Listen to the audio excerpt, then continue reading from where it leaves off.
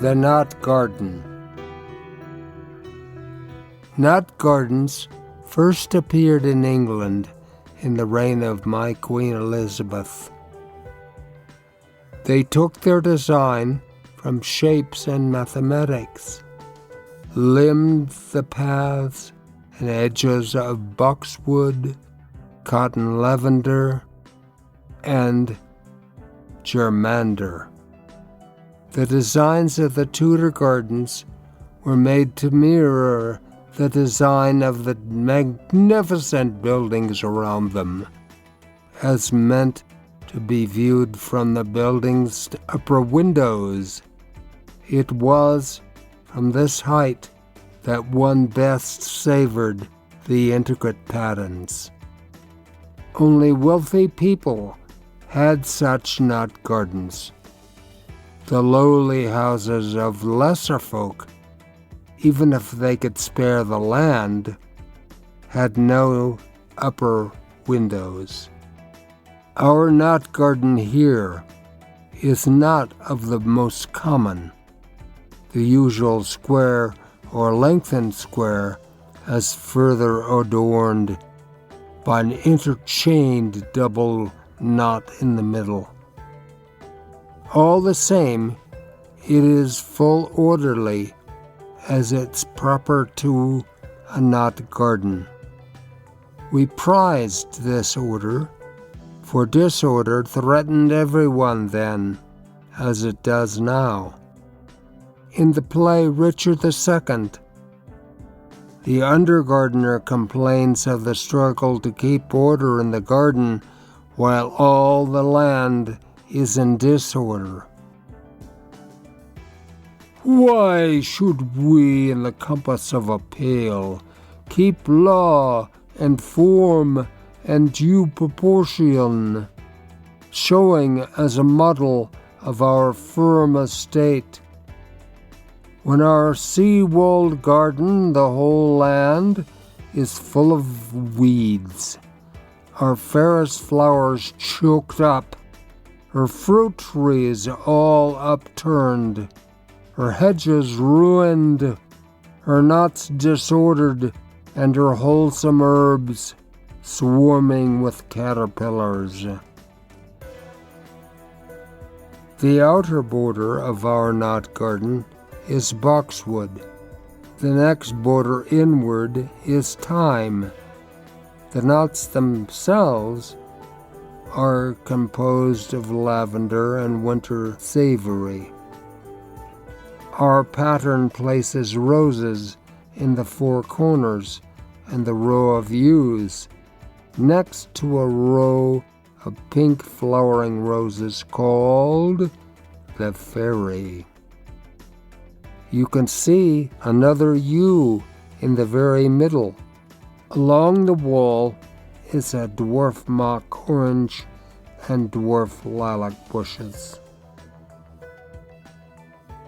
An oft-repeated line from Laber's Lost speaks of the west corner of the curious knotted garden. That particular garden belonged to the King of Navarre. Perhaps it is there he and his 3 friends meet the French princes and their ladies, even though the gentlemen have sworn to avoid women and love not for 3 years, for study and fasting. Knot gardens were often quite large. Imagine these buildings were your home, whence you might look down upon a knot garden that filled the entire courtyard. Imagine further that all your large family dwelt together in this house, whose every room served several functions. The knot garden could become, and indeed was, meant as almost another room in the house, bounded round by low hedges, but open in the middle, a perfect place for private talk because you can see others approaching before they can hear what you're saying. But stay, you might think, my plays show much overhearing in gardens. Love Slippers Lost, Much Ado About Nothing, Twelfth Night. Yes, it is so. But let us remember the bower or arbor found in many large knotted gardens. Where there is an arbor, there can be concealment. Everyone knows that. I will hide me in an arbor, says Benedict in Much About Nothing. And those to whom he listens know it too.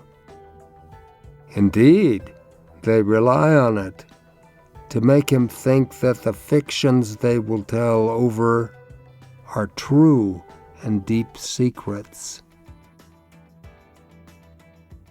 The knot garden, with high hedges, can easily become a maze, a very handsome complement to the pretty low-hedged knot gardens, with their open beds and orderly display of flowers. A maze garden was an opulent thing, found mainly among the nobility, who held wide lands and could be devoted to such a grand project. In such a large, high-hedged knot garden, the opportunity to keep unseen and yet listen to others talk was everywhere. The movies of your time often take advantage of real knot gardens. On our stage, either out of doors at the Globe or within the Blackfriars, there were no hedges, high or low, real or feigned. For the most part, we worked without such things to set our scenes. It was for me to make plain and lively in the actor's words what the audience would then imagine from their own experience.